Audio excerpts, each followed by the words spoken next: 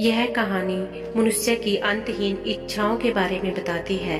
ये कहानी हमें बताती है कि मनुष्य की इच्छाओं का कभी अंत नहीं होता है। एक बार एक सन्यासी एक आदमी के घर मेहमान बनकर जाता है। सन्यासी का आदर सत्कार होता है। रात होती है। रात का खाना खाने के बाद सन्यासी और वो आदमी एक दूसरे से बातें करने लगते हैं। बातों ही बातों में सन्यासी उस व्यक्ति से पूछता है कि तुम अपना जीवन यापन करने के लिए क्या काम करते हो। इस पर वह व्यक्ति उस सन्यासी से कहता है कि मैं अपना जीवन यापन करने के लिए छोटी मोटी खेती कर लेता हूँ। उसकी यह बात सुनकर सन्यासी उस व्यक्ति से कहते हैं कि तुम यहाँ रहकर छोटी मोटी खेती कर रहे हो, तुम साइबेरिया क्यों नहीं चले जाते? वहाँ पर जमीन जायदाद के भाव इतने सस्ते हैं, या यूं कहे कि मुफ्त में मिलती है। तुम वहाँ पर हजारों एकड़ जमीन बहुत ही सस्ते दाम पर खरीद सकते हो। तुम अपनी जमीन बेचकर वहाँ पर बहुत ही ज्यादा जमीन खरीद सकते हो, क्योंकि वहाँ के लोग इतने सीधे हैं, वो बहुत ही सस्ते दामों पर अपनी जमीन जायदाद को बेच देते हैं। उस सन्यासी की यह बात सुनकर वह व्यक्ति पूरी रात इसी बारे में सोचता रहता है और निर्णय करता है कि वह साइबेरिया जाएगा। मुफ्त का धन भला किसको बुरा लगता है। पूरी रात वह यह सोचकर सो नहीं पाया और अगले ही दिन वह सुबह होते ही अपनी पूरी जमीन जायदाद बेचकर साइबेरिया के लिए निकल पड़ा। साइबेरिया पहुंचकर उसे पता चला कि उस सन्यासी ने जो बात बोली थी वह बिल्कुल सच थी। वह वहां पर बैठे कुछ लोगों से पूछता है कि मैं यहाँ पर जमीन खरीदने के लिए आया हूँ। वो व्यक्ति उसे कहते हैं, ठीक है, तुम यहाँ पर जमीन खरीदने के लिए आए हो, तुम्हारे पास जितनी भी धन संपत्ति है तुम हमें दे दो और कल सुबह आकर हमें मिलो। अगले ही दिन वह व्यक्ति निश्चित जगह पर पहुंच जाता है। जब वह वहां पर पहुंचता है तो वहां पर उपस्थित लोगों ने उससे कहा कि यह तुम्हारे लिए बहुत ही सुनहरा अवसर है, तुम जितनी चाहे उतनी जमीन के मालिक बन सकते हो, लेकिन शर्त ये है कि तुम्हें कल सुबह सूर्य उदय होते ही यात्रा पर निकल जाना है। पर एक बात का ध्यान रखना कि तुम्हें सूर्य अस्त होने से पहले जहाँ से यात्रा शुरू की थी उसी जगह पर पहुँच जाना है, और इस यात्रा के दौरान तुम जितनी चाहे उतनी जमीन को घेर सकते हो, वो सारी जमीन तुम्हारी हो जाएगी। यह सुनकर वह व्यक्ति खुश हो जाता है। यह सोच सोचकर वह पूरी रात सो नहीं पाता है। वह सोचता है कि कल वह बहुत सारी जमीन को घेर लेगा। अगले दिन वह सुबह जल्दी उठ जाता है और यात्रा की तैयारी में लग जाता है।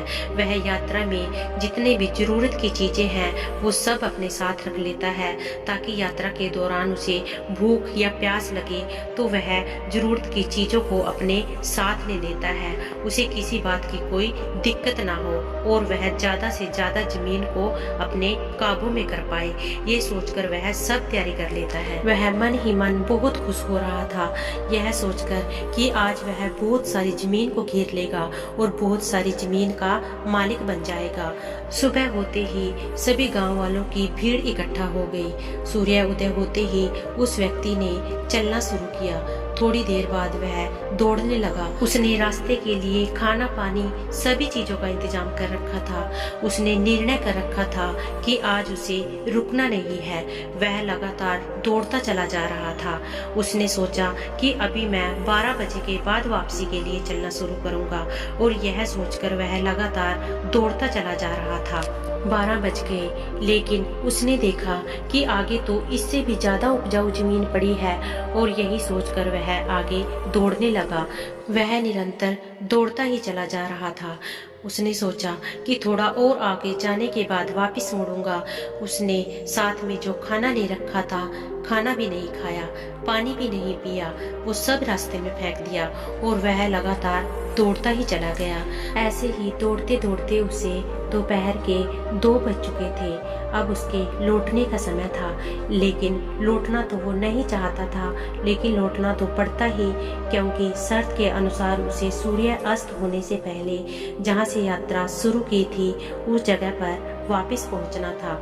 ये सोचकर वह वापस चलने के लिए तैयार हो गया, लेकिन अब वह थोड़ा चिंतित होने लगा, क्योंकि उसने अपनी पूरी ताकत वहां तक पहुंचने में लगा दी थी और अपनी पूरी ताकत के साथ वह काफी दूर तक पहुंच गया था। इसलिए उसे अब चिंता होने लगी थी, लेकिन वह वापसी के लिए चल देता है। अब उसे बहुत ज्यादा थकावट महसूस होने लगी थी, लेकिन वापस तो आना ही पड़ता, और यह सोचकर वह वापस चलता रहा।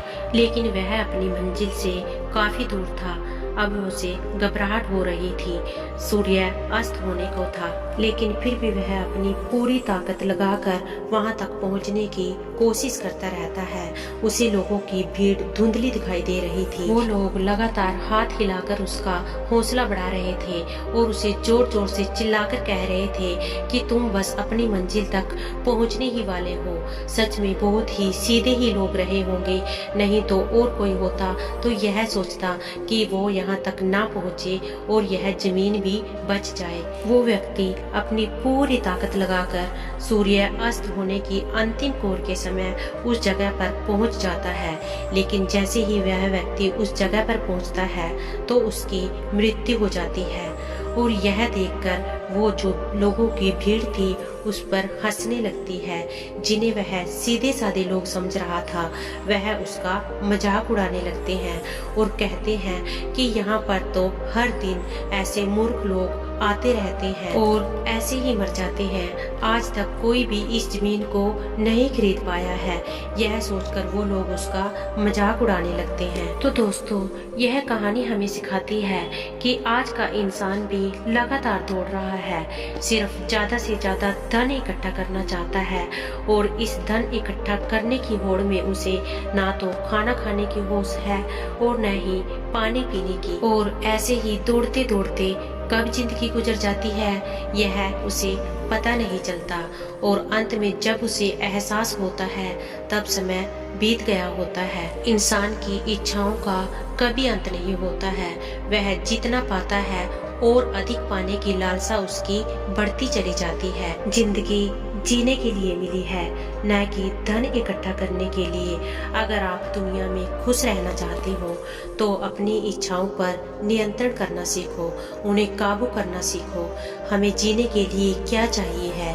रोटी, कपड़ा और मकान। और जिस व्यक्ति के पास ये सब चीजें हैं लेकिन वह फिर भी संतुष्ट नहीं है, तो वह जिंदगी में कभी खुश नहीं रह सकता है, क्योंकि इच्छाएं कभी भी नियंत्रण में नहीं आ सकती है। अगर आपको दुनिया में खुश रहना है तो सबसे पहले अपनी इच्छाओं पर काबू पाना सीखो, तभी आप जिंदगी में खुश रह सकते हो।